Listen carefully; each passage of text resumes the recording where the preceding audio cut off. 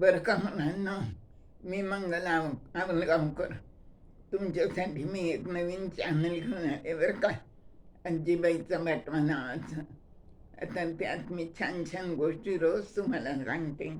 गोष्टी नवीन नवीन असतात, तुम्हाला त्या आवडतातही, कारण तुम्ही लाईक करता, ऐकता, आणि माझं चॅनल पण तुम्ही सगळेजण सबस्क्राईब करता आणि मित्रमैत्रिणींनाही सांगता आणि सांगतही जा बरं का. तर आजची गोष्ट आहे ना, त्या गोष्टीचं नाव आहे आठवणींवरून वय.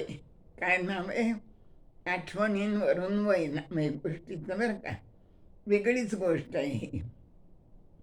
तर एक किनी वडाचं झाड होतं बरं का, आणि त्या वडाच्या झाडावर एक कबूतर आणि एक माकड राहत होतं, आणि त्यांची खूप मैत्री झाली. आणि त्या वडाच्या झाडाखाली सावलीसाठी एक हत्ती पण येऊन बसायचा बरं का. आणि मग हळूहळू हत्तीची पण ओळख झाली, आणि हत्ती, माकड आणि कबूतर तिघांची खूप ओळख झाली, आणि नंतर त्यांची मैत्री झाली. मग ते सकाळी नाश्ता एकत्र करायचे रोज. एके दिवशी काय झालं, नाश्ता करताना सहज विषय निघाला की कुणाचं वय किती आहे म्हणून. पण आता कोणालाच आपली जन्मतारीख माहीत नव्हती. हत्तीला पण नाही, माकडाला पण नाही, आणि कबुतराला पण नाही. आता काय करायचं? तेवढ्यात हत्ती अगदी बुद्धिमान असतो बरं का. त्याला एक अगदी भन्नाट कल्पना सुचली. तर तो काय म्हणाला, ह्या झाडाच्या सगळ्यात जुन्या जुन्या आठवणी सांगेल, त्याचं वय जास्ती म्हणे. तर ह्या आठवणी आपण सांगूया, आणि मग त्याप्रमाणे आपलं वय आपल्याला कळेल म्हणे. तर ते माकड आणि कबूतर दोघांनाही त्याचं म्हणणं पटलं. हत्तीला अगदी मोठा आनंद झाला बरं का, आणि अगदी आपले सोंड वर करून हत्ती अगदी ऐटीच सांगायला लागला बरं का. मी लहान होतो ना तेव्हा म्हणे, मी हळू चालायचो, आणि मी चालत असताना या वडाच्या झाडाची पानं माझ्या पोटाला लागायची आणि गुदगुल्या व्हायच्या म्हणे मला, आणि मला खूप हसू यायचं म्हणे मी लहान असताना. माकडाला आणि कबुतराला हत्तीची गंमत ऐकून मज्जा वाटली खूप. आता आली माकडाची पाळी. मग माकडांनी सांगायला सुरुवात केली, मी लहान होतो म्हणे तर मी जमिनीवरून झाडावर उडी मारायचो, आणि या झाडाची कोळी कोळी पानं चुरगळून खाली पडायची, आणि परत कोवळ्या फांद्या पण तुटायच्या. असं रोज व्हायचं म्हणे.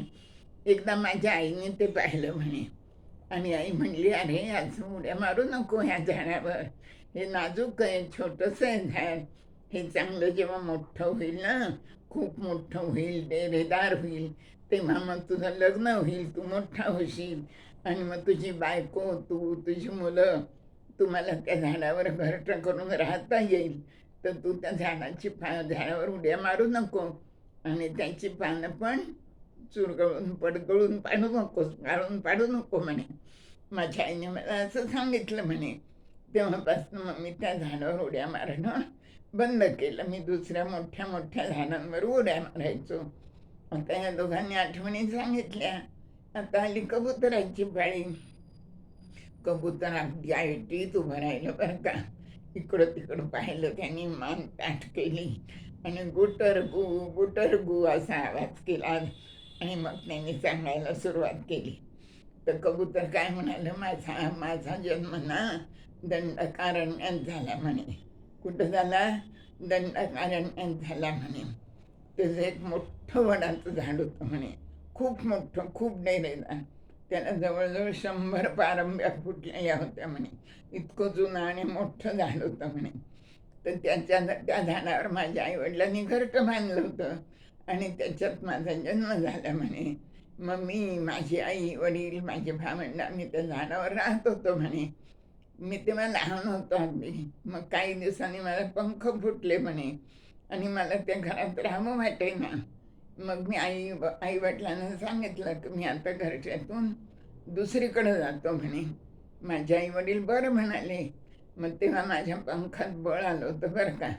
मग मी काय केलं, ते वडाच्या झाडाच्या बिया होत्या ना, त्या 4-5 बिया माझ्या चोचीत घेतल्या, आणि भरकन आकाशात उंच उडालो म्हणे. इतकी गंमत वाटली ना म्हणे मला अगदी पहिल्यांदा भरारी मारताना, की मी तुम्हाला काय सांगू म्हणे. आणि मग आकाशातून पाहत पाहत पाहत मी आलो म्हणे. आणि इथं बघितलं मी, तर इथं मला चांगली सुपीक छान जमीन दिसली म्हणे. म्हणून मग मी काय केलं, त्या बिया 4-5 मी आणल्या, त्यातल्या इथं टाकल्या म्हणे. आणि नंतर मग पाऊस पडल्यावर त्यातल्याच एका बीमुळं हे झाड उगवलं म्हणे. तर ही माझी लहानपणची आठवण आहे म्हणे. मग आता ह्या तिघांच्या आठवणी ऐकून काय ठरलं, की सगळ्यात वृद्ध आणि वडील कोण आहे, तर कबूतर आहे. कारण कबुतरामुळंच त्या झाडाचा जन्म झाला. कबुतरांनी त्या बिया तिथं टाकल्या आणि मग ते झाड उगवलं. म्हणून सगळ्यात वृद्ध आणि शहाणं कोण आहे, तर कबूतर आहे. त्याच्यानंतर मग माकडाची वेळ आली. मग माकड जेव्हा उड्या मारत होतं, तेव्हा ते उडी मारून त्याची पानं त्याला हाताला लागायची आणि गळून पडायची.